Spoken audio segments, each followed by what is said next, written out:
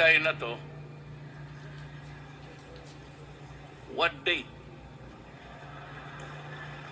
Araw na yan, bitawan mo. Napaka ano yan, mas ano sa akin, mas stricto sa akin yan. Yung empleyado City Hall ngayon, maglakad, hindi ka pwede magsandak palak, gano'n. Ano, nung mayor ako, nilalagyan ko ng TV every office. The condition was, you use it during noon break. Para may mapanood sila, palita, they are kept abreast with the developments of the country. So nung si Inday na, pinatanggal lahat, binigay doon sa daycare centers.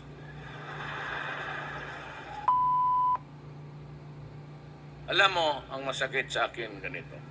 Hindi ako nang bubula, ha? Anak rin ako ng mahirap. Pag ito ang pamilya, pag nandyan lahat yan, at maski na mahirap, and they're able to eke out something, but yung iba kasi marami ng anak kulang, pupunta ng abroad.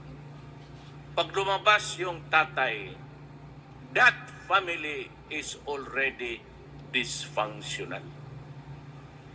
Kasi ang pamilya may tatay. O ang nanay lumabas, that family is dysfunctional already. Ang masakit sa akin, yung dalawang mag-asawa, pati dalawang mag-asawa maglabas, and the children are left with the grandparents or sister or brother. Kung gano'n na lang ang sacrifice ng bata to long for the mother and father, tapos ganonin ang mangyari pagpadala, kasi alam mo, malaman nila kung sino may pera, madating yan. Tapos, dyan ako, you bring the worst in me. Lalabas talaga yung pagka. May Duterte ako na pangharap.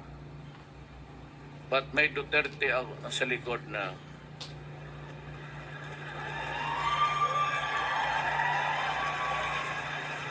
dito, pang pugi lang yan, pang ano sa girl. Pero yung isang Duterte na sa likod ko, pantay ko dyan kayo. The evil in me comes out. Kaya sabi ko, wag. Pag magsabi ako, wag. Kasi kung talagang makapabuti yan sa, bibigyan ko pa kayo tonelada.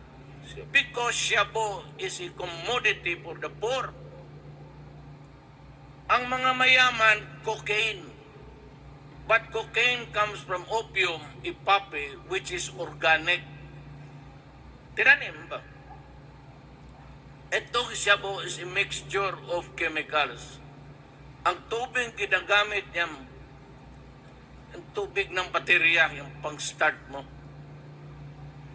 Kaya pag yan ang inihitid, pumunta sa utok, o utak,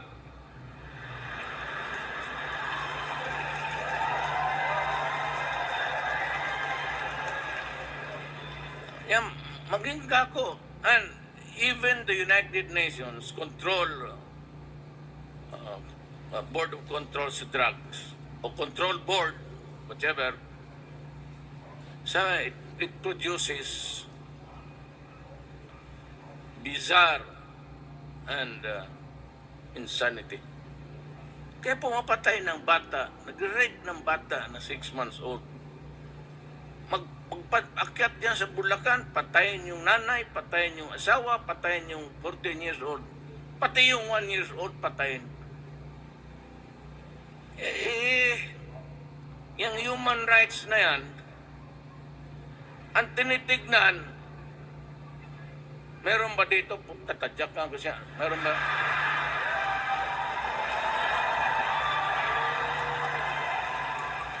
Tignan mo sa likod, kung hindi kayo ulol torpe, kung ilang bata na rape, ilang pamilya na matay ngayon, ubusin niya may sariling tatay na. So, saan ka nagkakampi? Sa mga kriminal? Fine. Kaya sige, magdemanda kayo. Wala akong pakialam. Pati si yung presidente ng pagkulit ka, you go to hell. Bakit? Who gave you the moral authority to kami you question na kung sabi ko nga, ako ay sa gobyerno, ang gusto ko lang, we are government workers, not bother to call me official. Dapat kami ang empleyado. Ngayon, kayo yung amo namin. Yan ang totoo. Saan niyo kinukuha yung sweldo? It is a taxpayer. Yung pera na pinapadala nyo, it circulates around. Bibili. Eventually, you pay the tax. Pagbili mo ng asukar, may tax. Pupunta na sa gobyerno. Pupunta ka ng mantika, ayan, yung gobyerno. So who gets paid? Kami.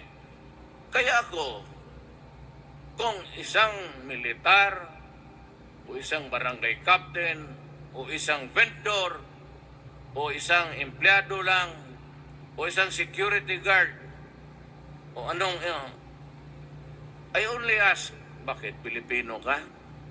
Pag Pilipino ka, you have every right na murahin ako. Kasi baka hindi ka talaga kontento sa trabaho ko. Empleyado lang ako. Pero kung sabihin mo itong maraming rokos, baski sabihin mo, madre, pare, magdaldal doon, mangitsulto, kita mo yung isang, may isa nung gustong pumasok ulit. Alaala niyo sa TV na nakatindig yung pulis, minumura niya, ang pulis umiiyak na lang. Kasi may demonstration. Walang gawa, hindi mahampas ng pulis. Basta hayaan na lang, umiyak na lang ang pobre. Kung ikaw hindi Pilipino,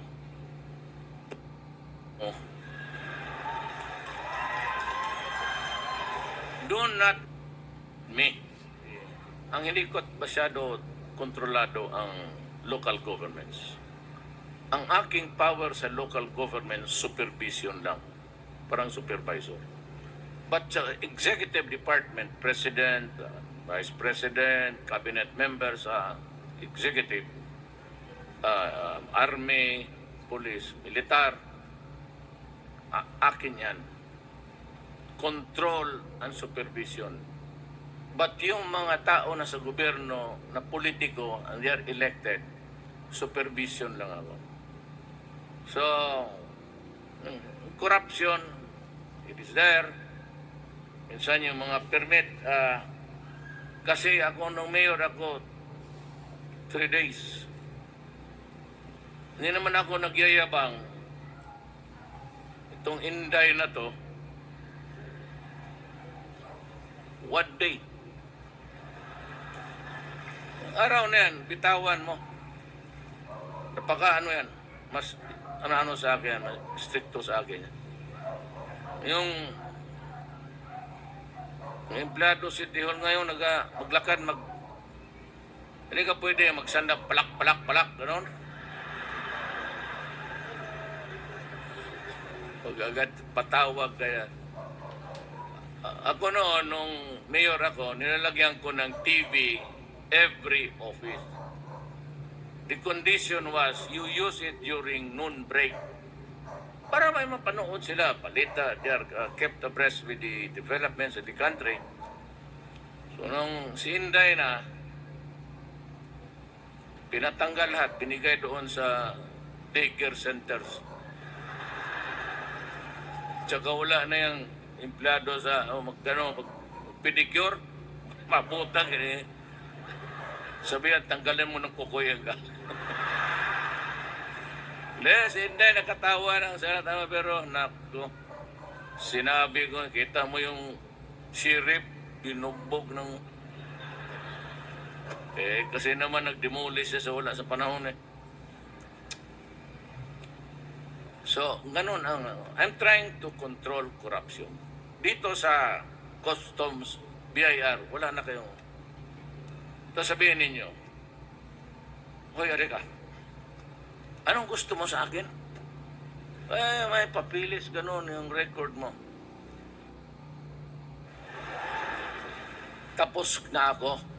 Yan, Sabi ni Duterte, pag lumabas na sa isang opisina, wala na kayong do not.